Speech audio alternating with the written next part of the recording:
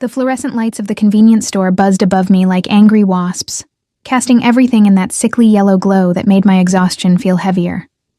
I stood in the feminine products aisle at 11:30 on a Tuesday night, staring at the rows of pregnancy tests as if they might spontaneously combust if I looked hard enough. My hands trembled as I reached for the cheapest box, the store brand with its clinical white packaging that promised results in 3 minutes.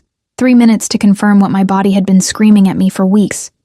The nausea, the tender breasts, the exhaustion that felt like I was wading through concrete every morning, and the missed period that I'd tried to convince myself was just stress from the divorce. Marcus had signed the papers 6 weeks ago. 6 weeks since he'd looked at me across our kitchen table, the one we'd picked out together at that antique market in Brooklyn, and told me he was leaving, that she was back. Jennifer. His first love. The woman he'd dated in college before we met.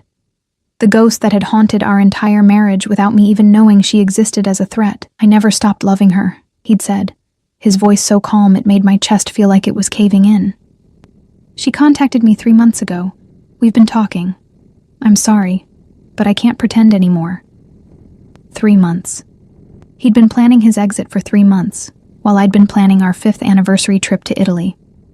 I clutched the pregnancy test box to my chest, the sharp corners digging into my palms through my threadbare coat, the same coat I'd been wearing since college because I'd spent our money on making our apartment a home while Marcus spent it on, apparently, rekindling old flames. The cashier barely looked at me as she scanned the test.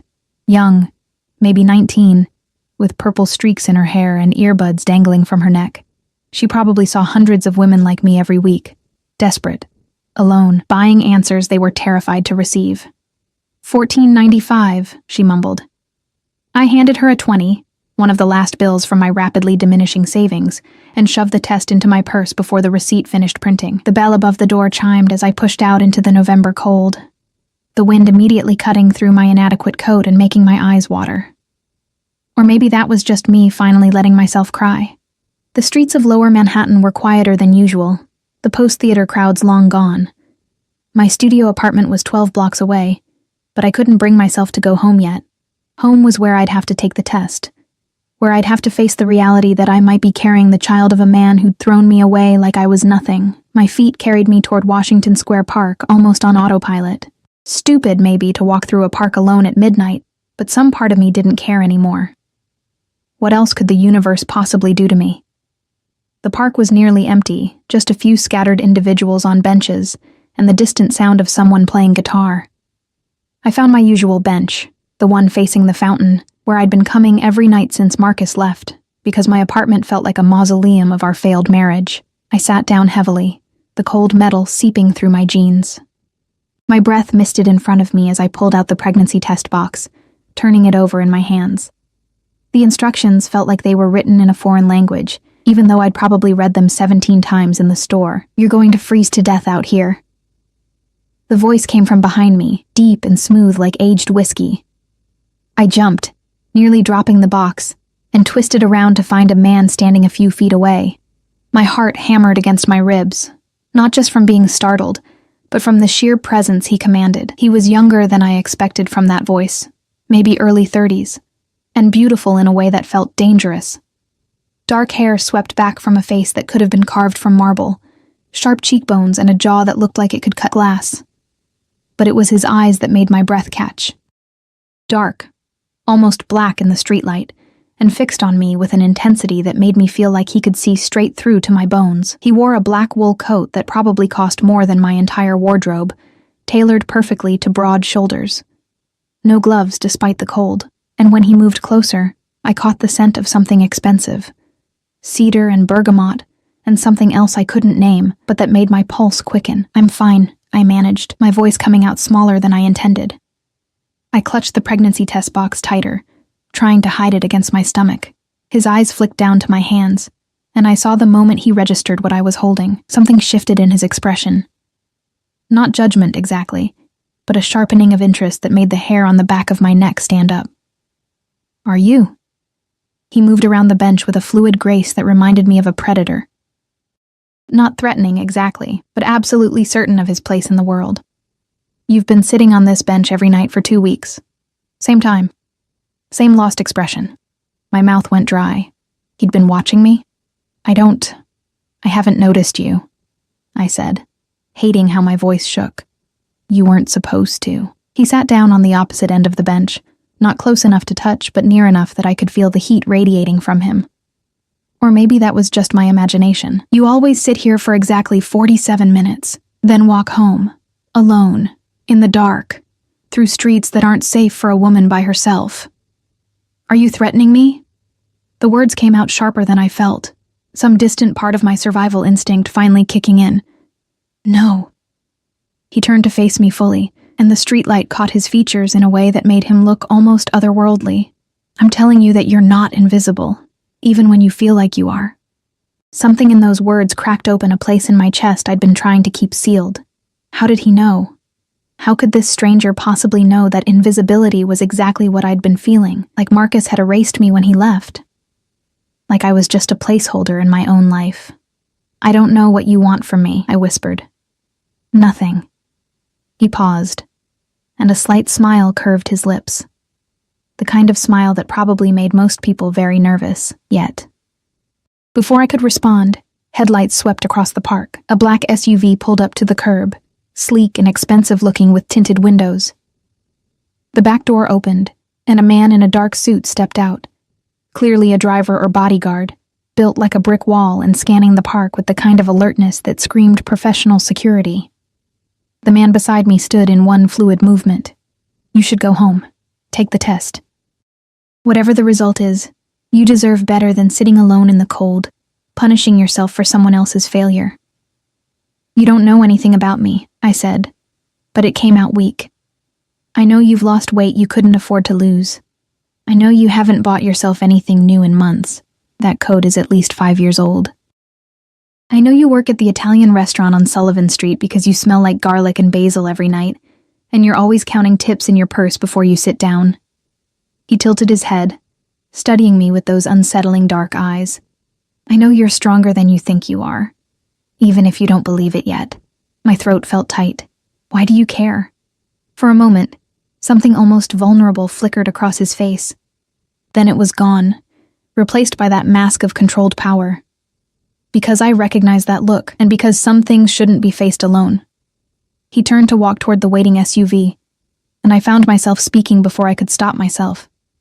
Wait, what's your name? He paused, glancing back over his shoulder. The light caught the sharp planes of his face, making him look like something out of a Renaissance painting.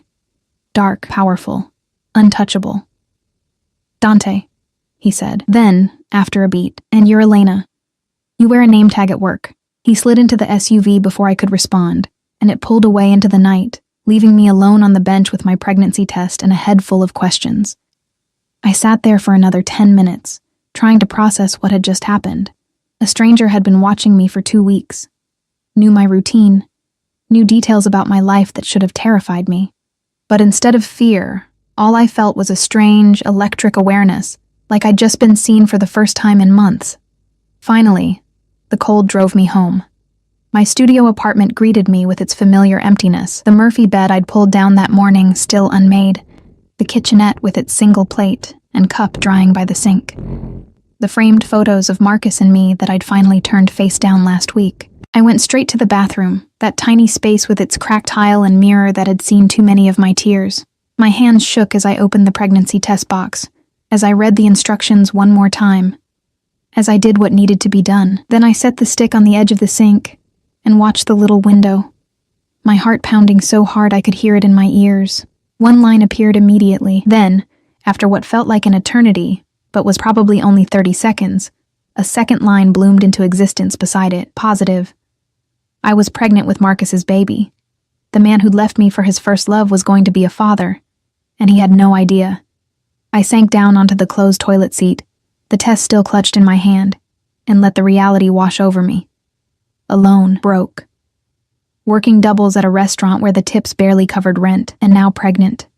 But as I sat there in my tiny bathroom at 1 a.m, another thought crept in, unbidden and unwelcome and absolutely ridiculous. Dark eyes watching me from across a park. A voice like whiskey telling me I was stronger than I thought, the scent of cedar and bergamot and danger. Dante.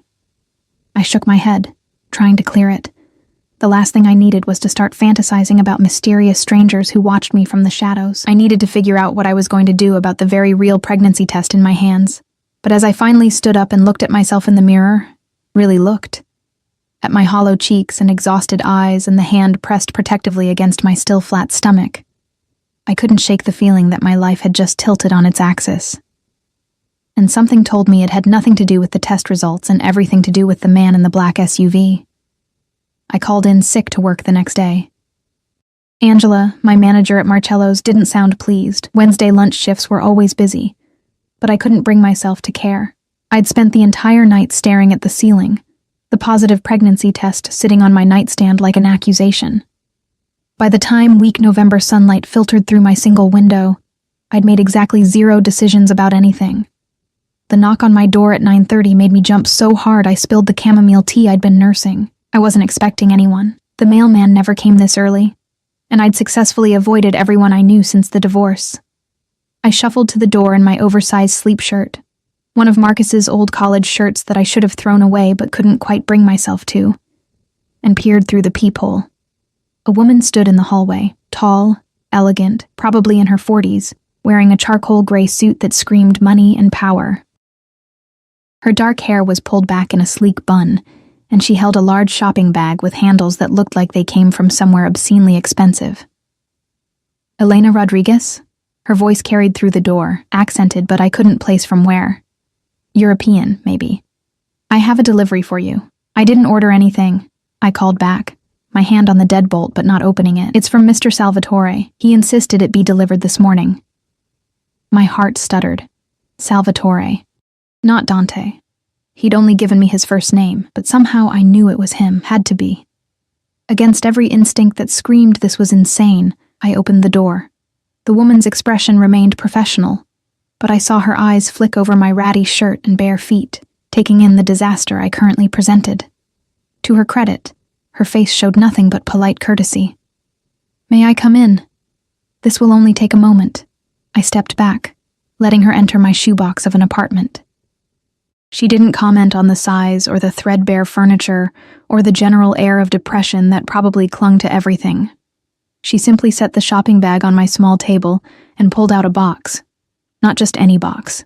A coat box from Burberry. "Mr. Salvatore noticed you seemed cold last night," she said, opening it to reveal the most beautiful coat I'd ever seen.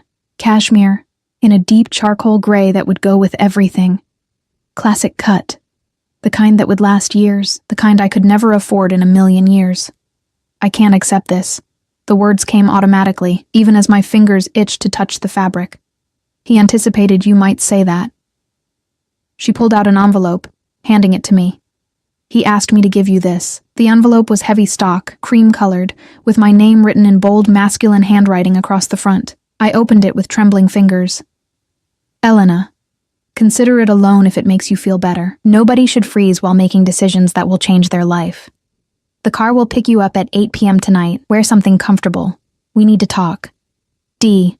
The car? I looked up at the woman, who was already pulling more items from the bag. A bottle of prenatal vitamins. A gift certificate to a grocery store I actually shopped at, loaded with $500. And a business card with a single phone number embossed in black. "Mr. Salvatore will send a car for you this evening," she confirmed, setting everything on my table with practiced efficiency. "The driver will wait as long as necessary, but he hopes you'll accept. I don't even know who he is." My voice came out smaller than I intended. For the first time, something that might have been sympathy crossed her face. "Mr. Salvatore is someone who doesn't make offers lightly. Whatever his interest in you, I can promise it's genuine. He doesn't play games with people he considers under his protection." "His protection? I'm not..." "We just met last night. He doesn't owe me anything." "Nevertheless." She moved toward the door, her heels clicking on my cheap linoleum. "The car will be here at 8. What you do with that information is entirely your choice, Miss Rodriguez." She left before I could form another protest, the door clicking shut with a finality that felt significant. I stood in my apartment, staring at the coat box and the vitamins and the gift certificate, my mind spinning. This was insane. You don't accept expensive gifts from strangers. You don't get in cars with men you don't know, no matter how intense their eyes, or how much they claim to understand your pain. But as I lifted the coat from its box, feeling the weight of the cashmere in my hands, breathing in that scent of newness and quality, something in me cracked. When was the last time someone had noticed I was cold? When had Marcus ever paid attention to details like my threadbare coat, or the weight I'd lost, or the sadness I carried like a second skin? I hung the coat in my closet, telling myself I'd return it. Then I made myself eat something. Crackers and ginger ale, the only things that didn't make my stomach revolt. I took one of the prenatal vitamins. I sat on my bed and stared at that business card for an hour.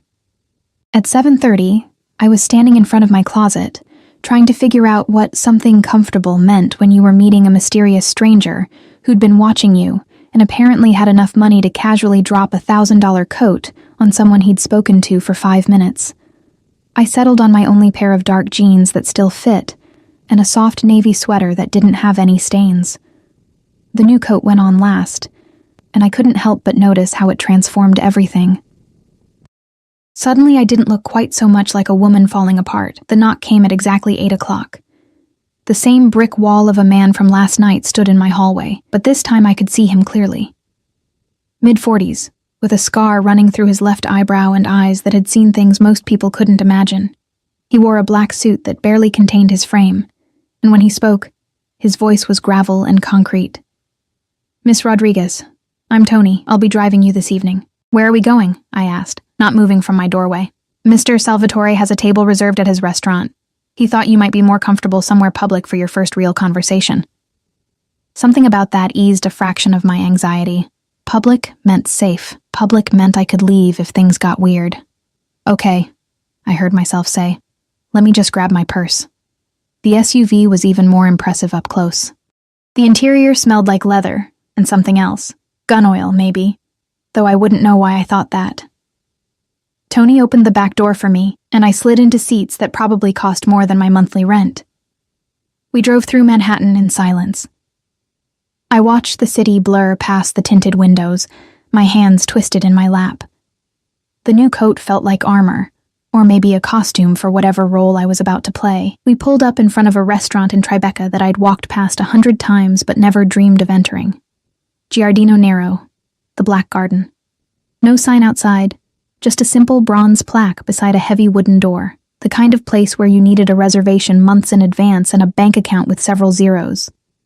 Tony opened my door, and suddenly Dante was there, emerging from the restaurant's entrance like he'd been waiting. He wore all black tonight, slacks and a fitted shirt with the sleeves rolled to his forearms, revealing tanned skin and what looked like the edge of a tattoo on his left wrist. His hair was slightly disheveled, like he'd run his hands through it, and those dark eyes locked onto me with an intensity that made my breath catch. Elena. My name on his lips sent a shiver down my spine that had nothing to do with the cold. "Thank you for coming." "I'm not sure I had much choice," I said, trying to sound braver than I felt. "Your assistant was very persuasive." A slight smile curved his mouth. "Maria has that effect, but you always had a choice. You could have thrown everything in the trash and ignored the car." "The vitamins were a nice touch," I admitted. "How did you know?" "The same way I knew about the coat and the weight loss." He offered me his arm, a surprisingly old-fashioned gesture. "I pay attention." I hesitated only a moment before taking it. His arm was solid beneath my hand, radiating warmth through the expensive fabric of his shirt. He led me into the restaurant, and I tried not to gape. The interior was stunning, dark wood and soft lighting, with actual olive trees growing in massive planters throughout the space. White tablecloths and crystal glasses, and the kind of quiet elegance that made me acutely aware of my Target jeans and secondhand sweater. But Dante didn't seem to notice or care. He guided me past the hostess stand.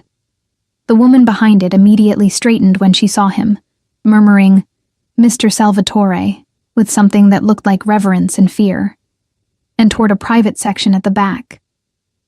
Our table was tucked into an alcove, separated from the main dining room by a wall of glass and trailing ivy, private but visible, intimate but safe. Another man stood nearby, younger than Tony but with the same alert awareness. Security, I realized. Dante had security watching while we ate. "Is this necessary?" I gestured vaguely to the guard. "Always."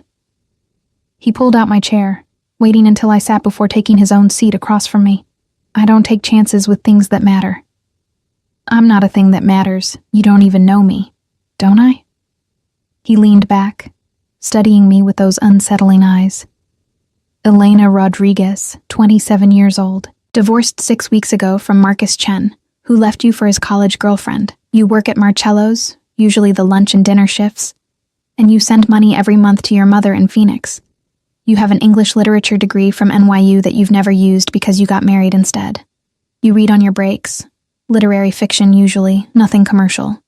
And you've been sitting on that bench in Washington Square every night trying to figure out who you are without him. My heart hammered against my ribs. You can't just investigate people. I can do anything I want. No arrogance in his tone, just simple fact. But I didn't investigate you, Elena. I watched you. There's a difference. That's not better. That's actually worse. Maybe. He signaled a waiter who appeared instantly. But I'm not going to apologize for noticing you when everyone else in your life has made you feel invisible. The waiter poured water and disappeared before I could process that statement.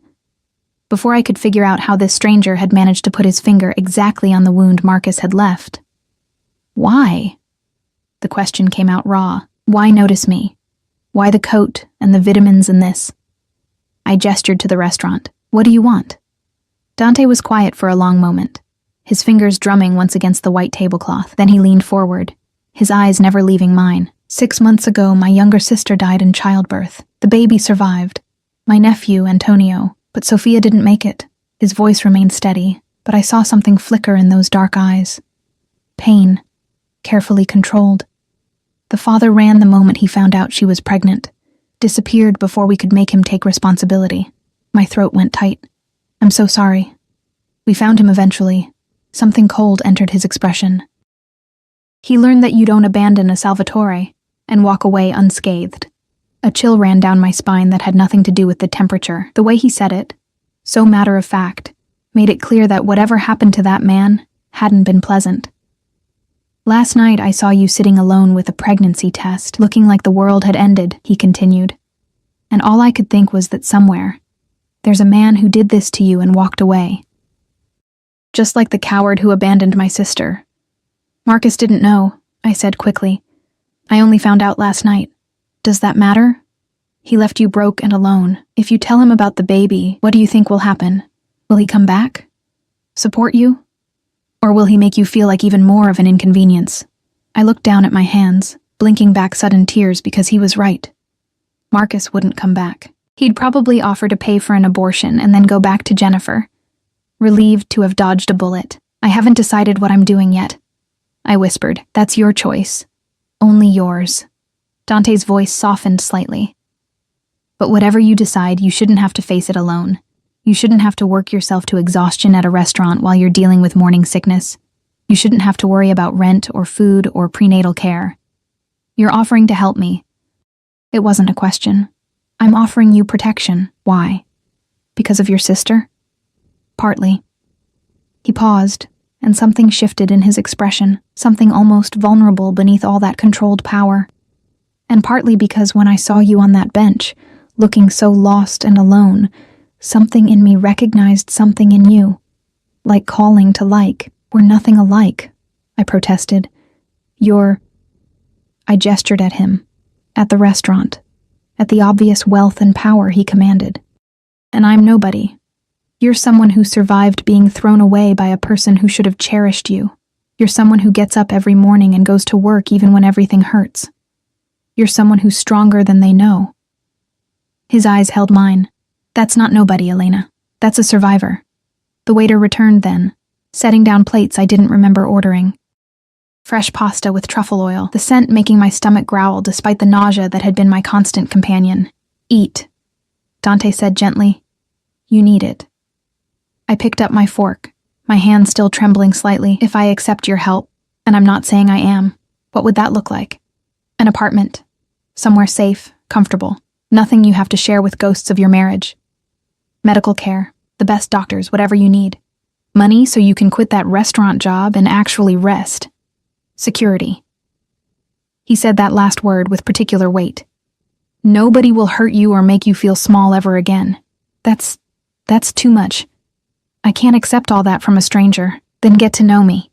The slight smile returned. I'm not a complete stranger anymore, am I? You know my name. You know about my sister. You know I own this restaurant and several others. You know I have security because my business requires it. What business? I asked, though part of me wasn't sure I wanted to know. His smile widened slightly. Import-export, family business, very lucrative, very demanding. It was a non-answer, and we both knew it. But something in his eyes told me that pushing for details right now would end this conversation. I need time, I said instead. To think. This is all. It's a lot. Of course. He gestured to my plate. For now, just eat. Let yourself have one evening where you're warm and fed and not alone. Everything else can wait. So I ate. And it was the best food I'd had in months. We talked about safer things, books we'd read, places we'd traveled, the neighborhood and how it had changed. He was surprisingly easy to talk to once we moved past the intensity of his initial offer. But I couldn't stop thinking about his words. Protection. Security. Someone who won't let you face this alone. When Tony drove me home 2 hours later, my head was spinning. Dante had walked me to the car, his hand resting briefly on my lower back, a touch that burned through the new coat and sweater and straight into my skin. Think about it, he'd said. But don't take too long. You're already too thin, and winter is only getting colder. Now I stood in my apartment, the coat still wrapped around me, staring at a business card with a single phone number. One call could change everything.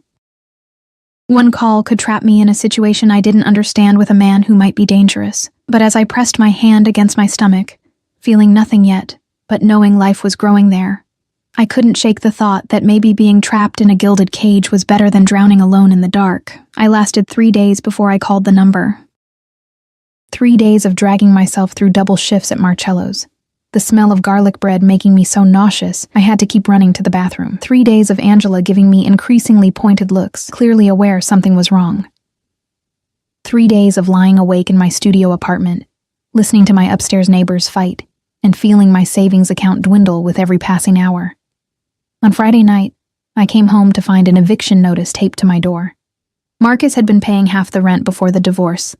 I'd thought I could manage alone if I picked up extra shifts, but I'd been wrong. The landlord wanted 2 months back rent by the end of the week, or I was out. I sat on my bed, still unmade because what was the point, and stared at that business card until the numbers blurred. Then I picked up my phone and dialed before I could talk myself out of it. He answered on the second ring. Elena. Not a question. Like he'd been waiting for my call, his phone programmed with my number even though I'd never given it to him. I need help. The words tasted like ash in my mouth. You were right. I can't do this alone. Silence on the other end, but I could hear him breathing. Then, where are you? Home. My apartment. I just got an eviction notice. Pack a bag. Essentials only. Tony will be there in 20 minutes. Wait, I didn't mean... 20 minutes, Elena. Anything you can't carry. We'll send someone for tomorrow. His voice was firm, but not unkind. You're not spending another night in that place.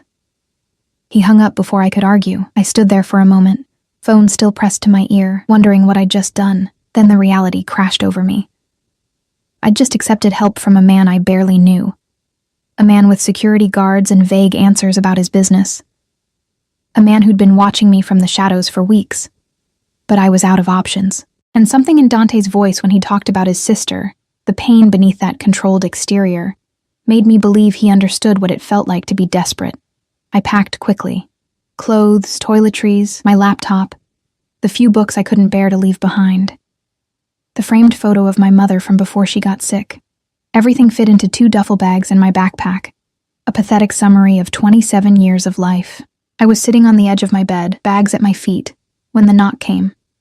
Tony stood in the hallway, his expression carefully neutral as he took in the eviction notice still taped to my door. Ready, Miss Rodriguez? Is this insane? I asked him. Be honest with me. Something that might have been sympathy flickered across his scarred face. Mr. Salvatore doesn't make promises he doesn't keep. If he said he'll protect you, he will. With his life, if necessary. Why would he do that for someone he doesn't know? You'll have to ask him that yourself. Tony picked up my bags like they weighed nothing. But I've worked for him for 8 years. I've never seen him take an interest in anyone the way he has with you. That should have been reassuring. Instead, it made my pulse quicken with something that felt dangerously close to anticipation. The drive took us deeper into Manhattan, toward neighborhoods I'd only ever walked through during the day, staring at buildings I'd never be able to afford. Tony pulled up in front of a sleek high-rise in the West Village, all glass and steel and doormen in uniforms. "This is where Dante lives?" I asked, staring up at the building. "One of his properties." Tony opened my door. "He keeps several residences for security reasons. This one is his favorite." The lobby was all marble and modern art, with a concierge desk manned by someone who clearly recognized Tony immediately. We bypassed the regular elevators for a private one in the back, one that required a key card to access. The elevator opened directly into a penthouse apartment. I stepped out into a space that could have fit my entire studio 6 times over. Floor-to-ceiling windows overlooked the city. The lights of Manhattan spread out like fallen stars. Hardwood floors, minimalist furniture that was somehow both modern and comfortable, and art on the walls that might have been original pieces worth more than I'd make in a lifetime. Dante stood by the windows, his back to me, talking quietly into a phone. He wore dark slacks and a white shirt with the sleeves rolled up, and even from behind he radiated that same controlled power I'd noticed the first night. He ended the call as Tony set down my bags, turning to face me. Those dark eyes swept over me, taking in my exhaustion and rumpled work clothes, and something softened in his expression. "Thank you, Tony. That will be all for tonight." The bodyguard nodded and disappeared back into the elevator, leaving us alone. "This is too much," I said into the silence. "I can't. This is your home." "This is one of my homes," he corrected, moving toward me with that fluid grace. "And you're not staying here. I have an apartment ready for you 2 floors down." "I just wanted to talk before Tony took you there. 2 floors down. Still in this building. Still close enough that he could, what? Watch over me? Keep tabs on me? Why?" The question burst out of me. "You keep saying you want to help, that you'll protect me, but I don't understand why. What do you get out of this?" Dante stopped a few feet away, close enough that I could smell that scent of cedar and bergamot that clung to him. "What do I get? Peace of mind, knowing you're safe. The satisfaction of helping someone who deserves better than what life has given her. And maybe..." He paused, something almost uncertain crossing his face. "Maybe the chance to make up for the fact that I couldn't save my sister." "I'm not your sister." "No." His eyes held mine. "You're not." The way he said it, low and intense, made heat bloom in my chest. This was dangerous territory. Whatever was building between us, this awareness, this tension, felt like standing too close to a fire. "I'm pregnant with another man's baby," I said, needing to remind both of us of that fact. "I'm a mess. I'm broke. I'm beautiful." The word stopped me cold, strong, resilient. "Everything you don't see when you look in the mirror. You don't know me," I whispered, but it came out weak. "Then let me." He took another step closer, and I could feel the heat radiating from him. "Stay here. Let me help you. Get to know me. Figure out what you want to do about the pregnancy without worrying about rent or food or working yourself to exhaustion. And if I decide to keep it, the baby, then I'll make sure you both have everything you need. The best doctors, a nursery, support, whatever you want." "Why would you do that?" My voice cracked. "Nobody does that. Nobody helps without wanting something in return." "I want something," he admitted. His hand came up, fingers brushing my cheek so gently I almost gasped. "I want to see you smile. Really smile, not that fake thing you give customers at the restaurant. I want to watch you stop looking over your shoulder, waiting for the next disaster. I want..." He stopped himself, jaw tightening like he'd said too much. "What?" I breathed. "I want you to feel safe." His thumb traced my cheekbone, and I realized I was trembling. "Because when I look at you, Elena, I see someone who hasn't felt safe in a very long time, and that I can fix." I should have stepped back, should have put distance between us, but I was so tired of being strong, of holding everything together alone.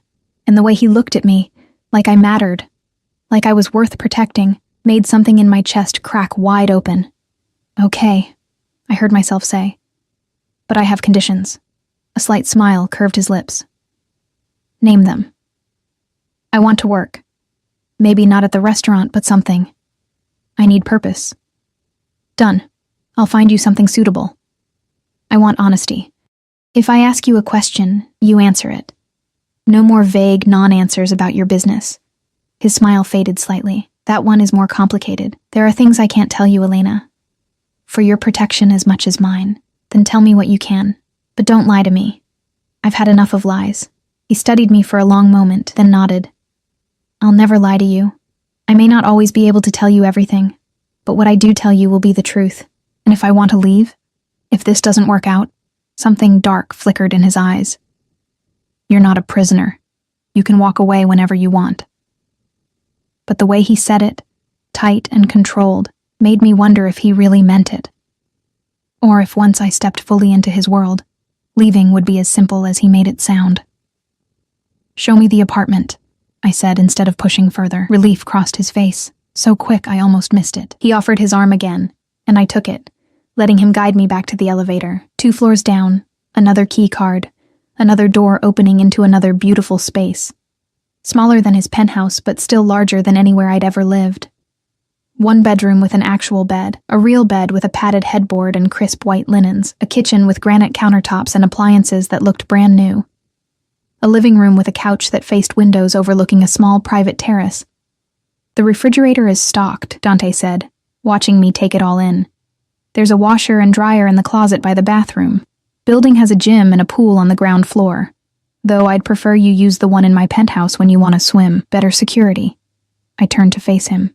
You're serious about the security thing. Always. No hesitation. My life requires certain precautions. Anyone associated with me needs the same level of protection. What kind of import-export business requires this much security? His jaw tightened. The kind that operates in gray areas. The kind that made my family wealthy but also made us enemies. Are you in danger? The question came out before I could stop it, and I was surprised by how much the answer mattered. Always, he repeated, but softer this time. But I've been in danger my whole life, Elena. I know how to handle it, and I know how to keep safe the people He stopped himself again. The people under my protection. I wanted to ask what he'd been about to say, but exhaustion was catching up to me, the adrenaline from the eviction notice, and the move finally wearing off. I should let you rest, Dante said, reading my expression. But there's one more thing. He pulled a phone from his pocket, not his phone. A new one, still in the box. This is for you.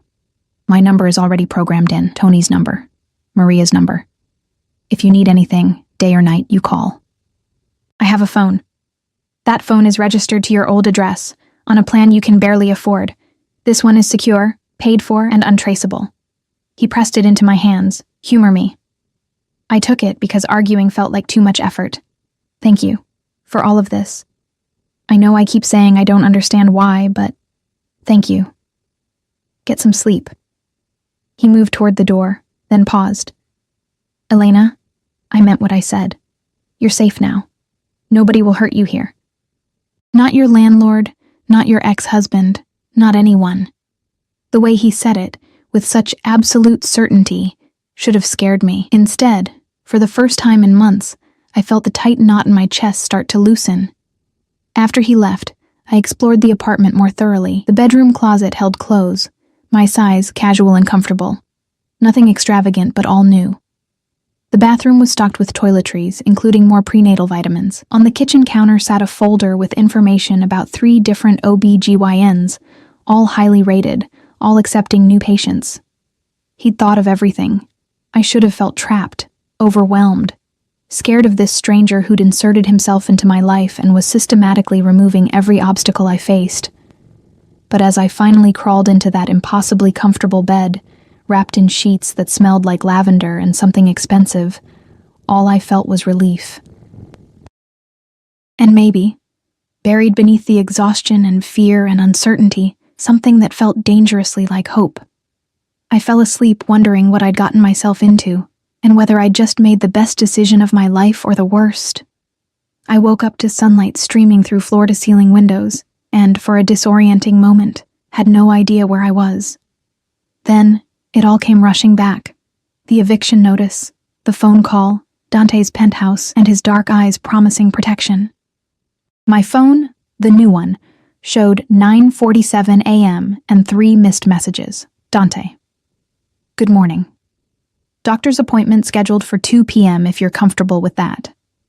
Dr. Sarah Chen comes highly recommended. Dante. Maria will bring you lunch at noon. She'll also take you shopping for anything else you need. Dante. I have meetings all day, but call if you need anything. Tony is downstairs. I stared at the messages, something warm and uncomfortable twisting in my chest. He'd been up early, arranging my life, making sure I was cared for. It should have felt controlling. Instead, it felt like being seen. I texted back, "Thank you. I'll be ready at 2. His response came immediately. Tony will drive you. And Elena? Try to eat breakfast. You're still too thin. I set the phone down, pressing my hand against my still flat stomach. The nausea was already creeping in, that familiar morning wave that made everything smell wrong. But I forced myself to the kitchen anyway, finding the refrigerator stocked with things I actually liked. Ginger ale, plain crackers, fresh fruit, Greek yogurt.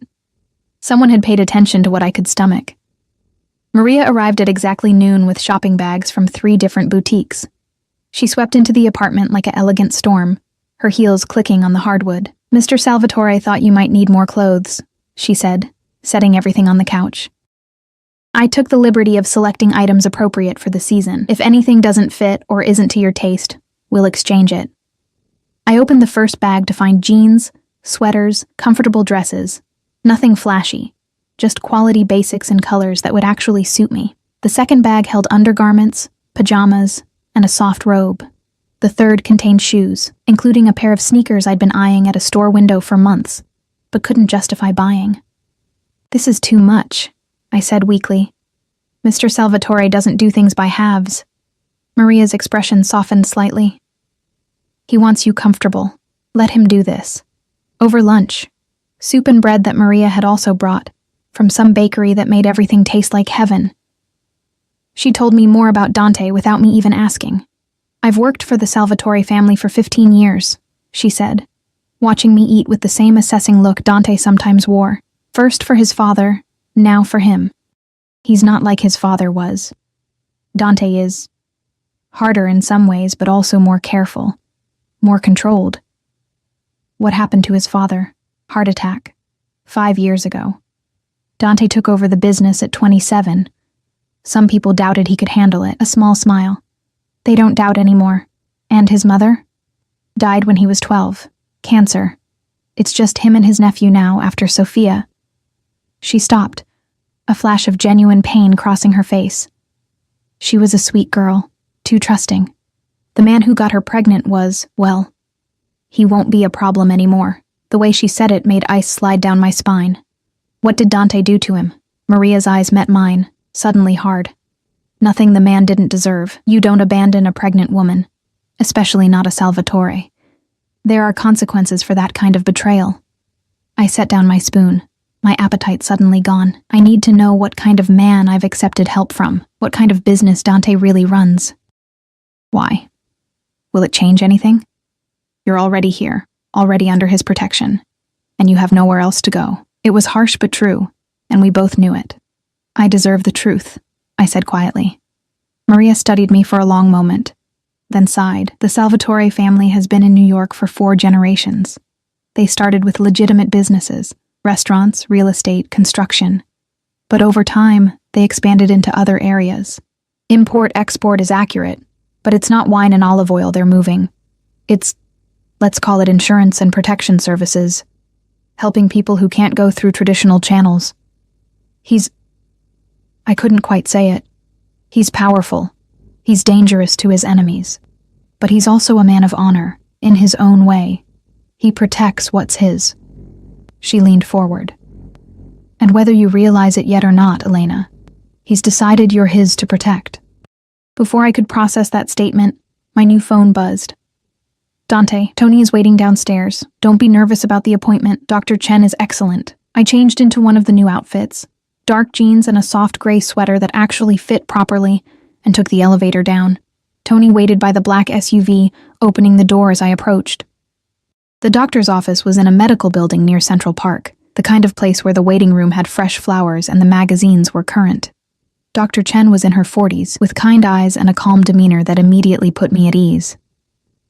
"Mr. Salvatore spoke very highly of you," she said. After the initial examination confirmed what I already knew, I was approximately 8 weeks pregnant. Everything looked normal.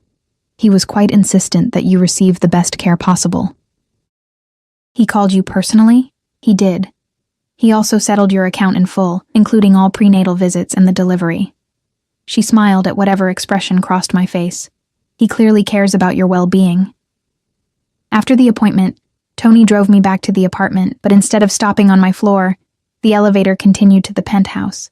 "Mr. Salvatore asked if you'd join him for dinner," Tony explained. "If you're not too tired." I should have said no. Should have maintained some kind of boundary between us. But I found myself nodding, smoothing down my sweater nervously as the elevator doors opened. Dante stood in his kitchen, actually cooking. He'd changed from whatever he'd worn to his meetings into dark jeans and a black Henley, his hair slightly disheveled like he'd been running his hands through it. He looked younger like this, more approachable, though no less dangerous. "How did it go?" he asked, not looking up from whatever he was stirring on the stove. "Good. Dr. Chen is nice. She said everything looks normal." "Good." He finally turned to face me, and the intensity in his eyes made my breath catch. "Are you hungry?" "I'm making risotto." "You cook?" A slight smile. "My mother taught me before she died. She said a man who can't feed himself is pathetic." I moved closer, watching him work. His movements were precise, controlled, the same way he did everything else. "Did Dr. Chen tell you the details? Or is patient confidentiality a thing?" "She told me you're healthy, the baby is healthy, and you're due in early June. That's all I needed to know." He added wine to the pan, and the scent made my mouth water despite the lingering nausea. "Unless you want to share more." "I haven't decided what I'm doing yet," I admitted, "about keeping it." "I know." He turned down the heat, then moved to the counter where wine glasses waited. He poured one, then hesitated. "Water for you?" "Please." We sat at his dining table overlooking the city, and the risotto was perfect, creamy and rich without being overwhelming. We ate in comfortable silence for a while before Dante spoke. "I need to tell you something. Marcus knows where you are." My fork clattered against my plate. "What? How?" "He went to your apartment looking for you, saw the eviction notice. He called you 17 times on your old phone." Dante's jaw was tight. "Tony had someone watching your old building. We knew he'd show up eventually. Why would he be looking for me?" My heart hammered. "He left me. He doesn't get to—" Apparently Jennifer isn't what he remembered. The fantasy didn't match reality, and now he's having regrets. Dante's eyes were hard. "He wants to talk to you, to fix things." "No." The word came out fierce. "He doesn't get to decide he made a mistake and just come back. That's not how this works." "I agree." Dante reached across the table, covering my hand with his. The touch sent electricity up my arm. "But you should know he's looking, and he's getting desperate. Did you—" I hesitated. "Did you do anything to him?" "Not yet." The promise in those 2 words was clear. "But if he becomes a problem, I will handle it. I don't want you to hurt him. Even after what he did to you." I pulled my hand back, wrapping my arms around myself. "He's still the father of my baby, if I keep it. And he doesn't deserve whatever you did to Sophia's boyfriend." Dante's expression went very still. "What did Maria tell you?" "Enough." I met his eyes. "I'm not stupid, Dante. I know what you are. What your family does. The gray areas you mentioned aren't gray at all, are they?" "No," he said quietly. "They're not. So tell me the truth. What happened to the man who abandoned your sister?" He stood, moving to the window, his back to me when he spoke. His voice was flat, emotionless.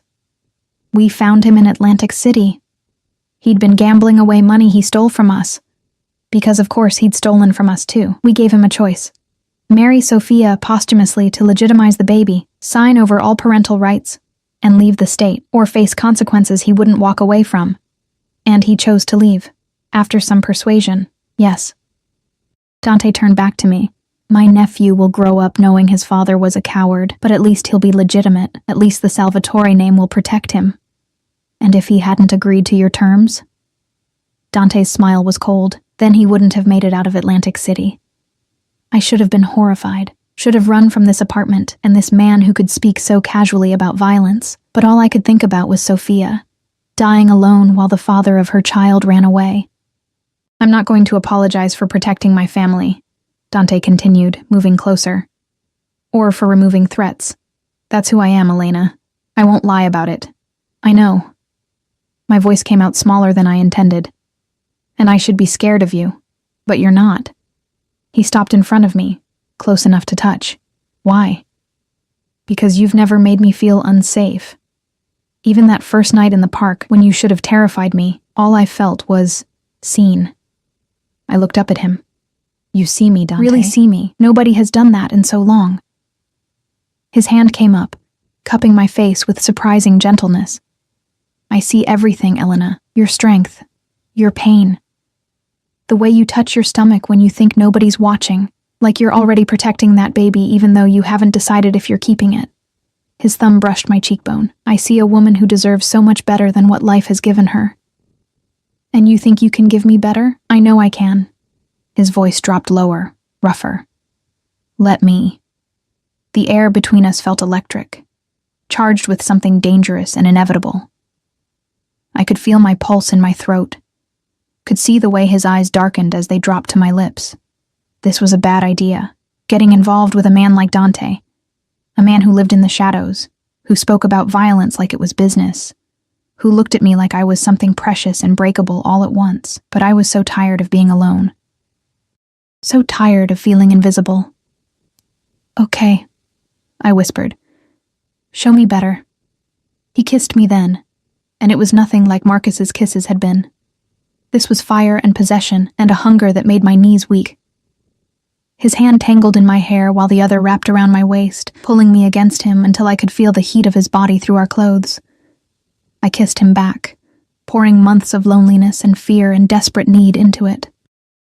His answering groan vibrated through me, and when he finally pulled back, we were both breathing hard. I've wanted to do that since the first night, he admitted, his forehead resting against mine, sitting there looking so lost, and all I could think about was taking away your pain. You can't take it all away. Watch me. And in that moment, with his arms around me and the city lights spread out behind him, I almost believed he could. Almost believed that Dante Salvatore, dangerous, powerful, obsessive Dante, could actually keep me safe from everything that had broken me. I just didn't realize yet that the biggest danger might be falling for him. 2 weeks passed in a blur of doctor's appointments, quiet dinners in Dante's penthouse, and slowly learning to breathe again. He was true to his word about everything. Maria found me a job doing remote copy editing for one of the publishing houses Dante had connections with. Flexible hours, decent pay, work I could do from the apartment. The nausea started to ease as I entered my second trimester, and Dante was everywhere and nowhere all at once. Some nights he'd cook for me, teaching me his mother's recipes while telling stories about growing up in a world I couldn't quite imagine. Other nights he'd disappear for hours, returning with shadows in his eyes and tension in his jaw that told me his business had required his particular brand of attention. I didn't ask questions. Maybe I should have, but I was too comfortable in the cocoon he'd built around me. It was a Thursday afternoon when everything changed. I was working on my laptop in the living room, wrapped in the cashmere throw Dante had bought when he noticed I was always cold, when someone knocked on my door. Not the elevator. The actual apartment door. I checked the peephole and froze. Marcus. He looked terrible. Unshaven, hair unkempt, dark circles under his eyes. Nothing like the polished man who'd left me for his first love. Elena, please. He called through the door. I know you're in there. I just want to talk. My hand hovered over the doorknob. Part of me, the part that had loved him for 5 years, wanted to open it. Wanted to hear what he had to say, but I thought about Dante's warning, about Jennifer not living up to Marcus's fantasy, about him only coming back because his perfect reunion hadn't worked out. Go away, Marcus. Please. 5 minutes. That's all I'm asking. His voice cracked. I made a mistake, Elena. The biggest mistake of my life. Jennifer and I. It's not what I thought it would be. She's not. You're the one I should have fought for. Something that might have been pain flickered in my chest, but it was distant now, muted, like a bruise that had mostly healed. You don't get to do this, I said through the door. You don't get to leave me with nothing, let me struggle and suffer alone, and then decide you made a mistake when it's convenient for you. I know, God, I know, but please, let me make it right. Let me... The elevator dinged. I turned to see Dante step out, and the expression on his face made my blood run cold. Fury, barely leashed, radiating from him like heat. Tony was right behind him, along with another man I didn't recognize. Younger, with ice-blue eyes and a scar running down his neck. You need to leave, Dante said, his voice soft and deadly. Now. Marcus's eyes widened when he saw Dante, then narrowed when he took in the expensive clothes, the obvious authority, the way I instinctively moved closer to him. Who the hell are you? Marcus demanded. Elena, what's going on? Whose apartment is this? That's none of your concern, Dante said before I could answer. He moved to stand between us, blocking Marcus's view of me. You were told not to contact her. You were told to stay away. Told by who? You? Marcus's voice rose. Elena, is this... Are you with him? Is that why you disappeared?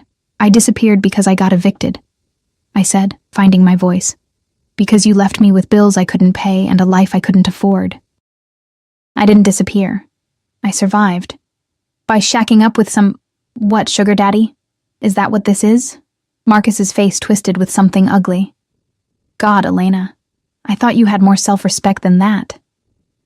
Dante moved so fast I didn't see it coming.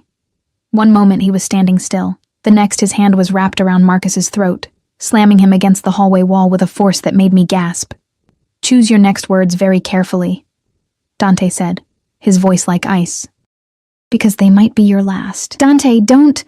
I started forward, but Tony caught my arm gently. Let him handle it, Miss Rodriguez. Marcus clawed at Dante's hand, his face reddening. You're insane. I'm protective. Dante leaned in closer. Elena is under my protection. That means you don't call her. You don't come to her apartment. You don't so much as think about her without my permission. Do you understand? She was my wife. Was. Past tense. Dante's grip tightened slightly. You gave up any claim to her when you walked away. When you left her crying and alone and struggling. You made your choice. Now live with it. I'm the father of her baby, Marcus gasped it out, and I felt the world tilt sideways. Dante went very still, his eyes cut to me, questions and something darker swirling in their depths. Elena? I haven't told him, I said quickly. I swear, I haven't told him anything. Then how does he... I saw the test, Marcus choked out. In the bathroom trash, before I left. I knew you were pregnant, Elena. I knew, and I left anyway because I was a coward. But that's my child, and you can't keep me from... Dante released him so abruptly that Marcus stumbled, gasping for air. But the look on Dante's face was somehow more terrifying than the violence had been.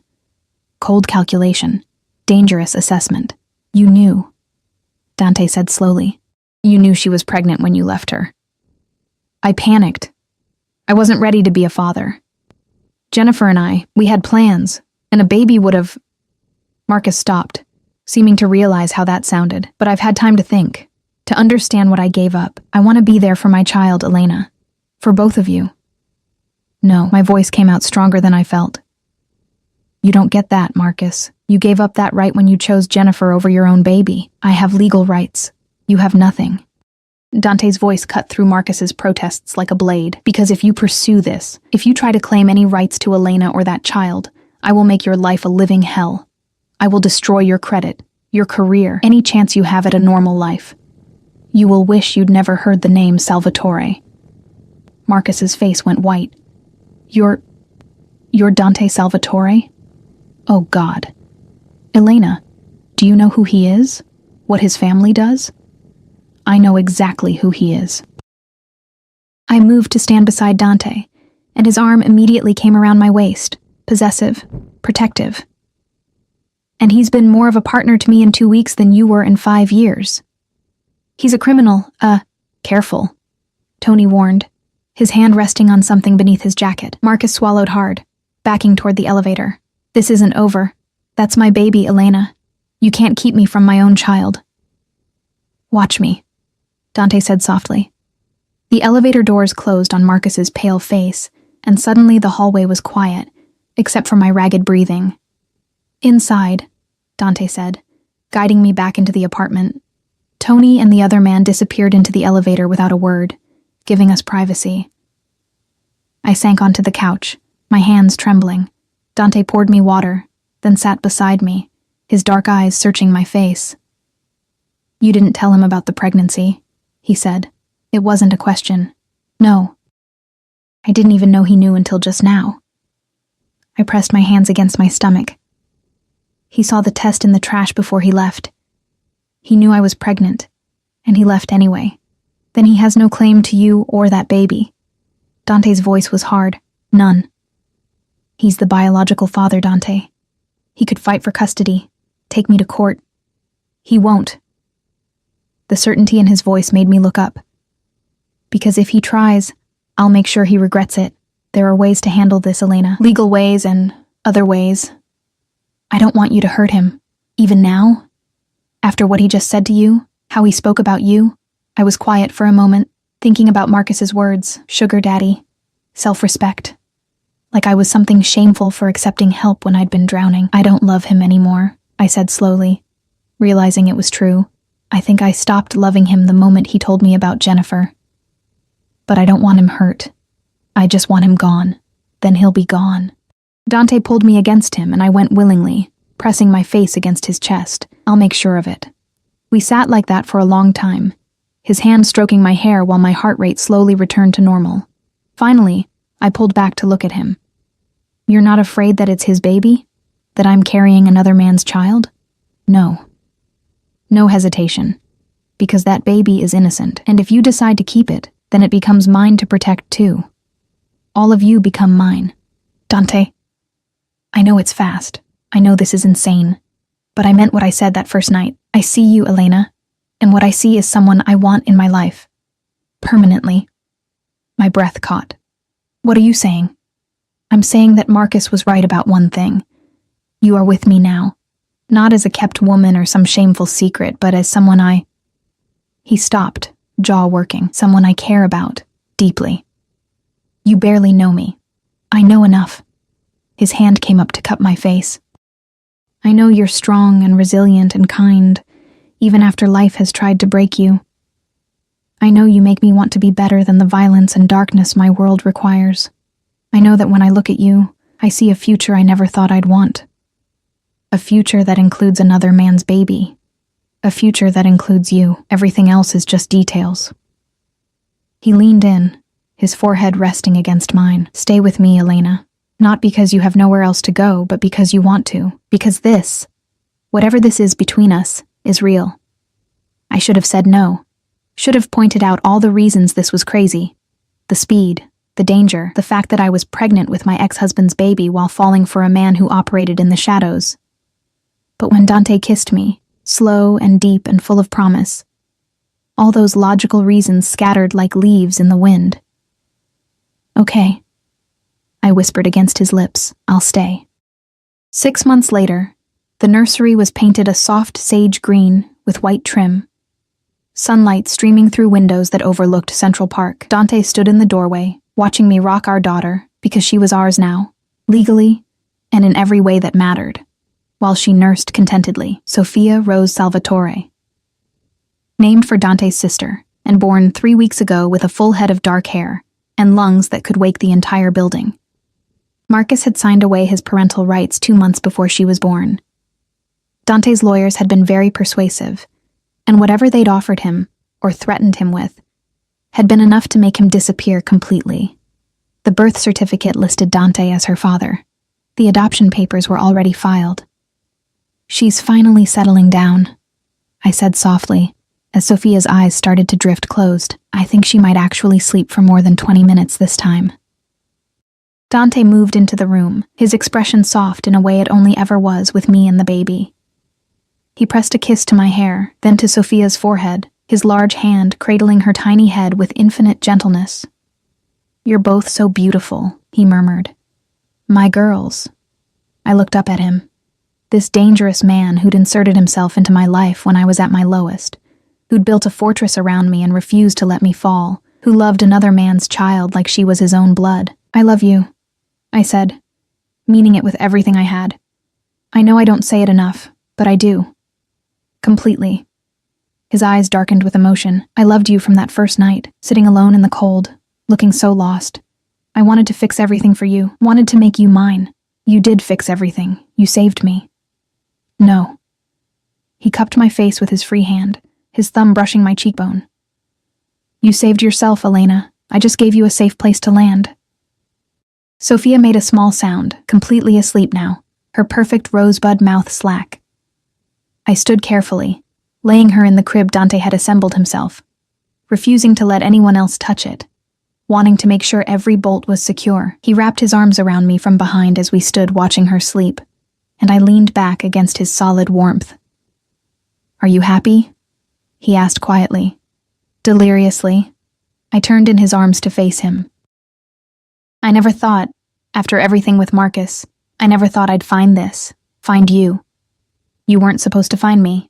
I was supposed to find you." A slight smile curved his lips. "Best stalking I ever did. Still creepy when you put it that way. You weren't complaining last night when I pressed my hand over his mouth, laughing softly. Sophia is right there." He kissed my palm, then pulled me closer. "Marry me." I froze. "What?" "Marry me, Elena. Make this official. Give Sophia both our names. Let me wake up to you every morning and fall asleep with you every night for the rest of our lives." His eyes searched mine. "Say yes." My heart hammered against my ribs. We'd never talked about marriage, both of us still too aware of how fast we'd moved, how unconventional this all was. But standing in the nursery we'd built together, with our daughter sleeping peacefully nearby and this man who'd become my everything looking at me like I hung the moon, there was only one answer: yes. I reached up to kiss him. "Yes, Dante. I'll marry you." His smile transformed his face, making him look younger, lighter, like some of the darkness he carried had finally eased. He kissed me deeply, pouring everything he felt into it, and I kissed him back with equal fervor. When we finally pulled apart, both breathing hard, Sophia let out a tiny snore from her crib. Dante laughed. Actually laughed, the sound rare and precious. Our daughter has impeccable timing. Our daughter. I tested the words, loving how they felt. I like the sound of that. Good. Because you're both stuck with me now. He pulled me toward the door, his hand warm in mine. "Let her sleep. I want to show you the ring I've been hiding for the last month, waiting for the right moment to ask." "A month? You've been planning this?" "I've been planning this since the moment you said you'd stay." He led me to our bedroom. The penthouse had become home for all of us, and pulled a small velvet box from his nightstand drawer. The ring inside took my breath away. A simple platinum band with a princess-cut diamond, elegant and timeless. Nothing flashy. Nothing that screamed wealth, just beautiful. "It was my mother's," Dante said quietly. "The only thing of hers I kept. I want you to have it." Tears pricked my eyes as he slid it onto my finger.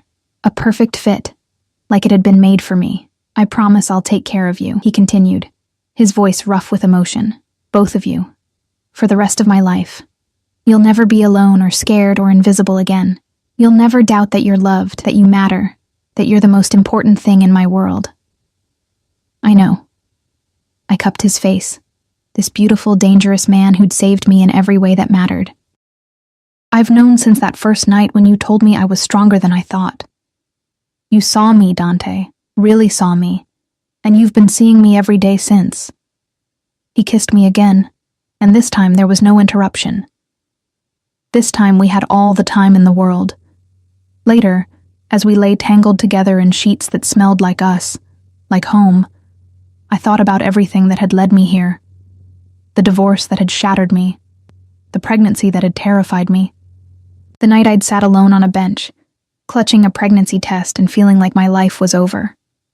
But it hadn't been an ending, it had been a beginning. The beginning of finding myself, of learning I was stronger than I'd ever imagined, of meeting a man who saw past my brokenness to the person I could become. Dante's arm tightened around me, even in sleep, and I pressed my hand against his chest, feeling his heartbeat steady and strong beneath my palm. I'd been divorced for his first love, thrown away and left to drown. But I'd been found by a Mafia boss who made me his world, and that made all the difference.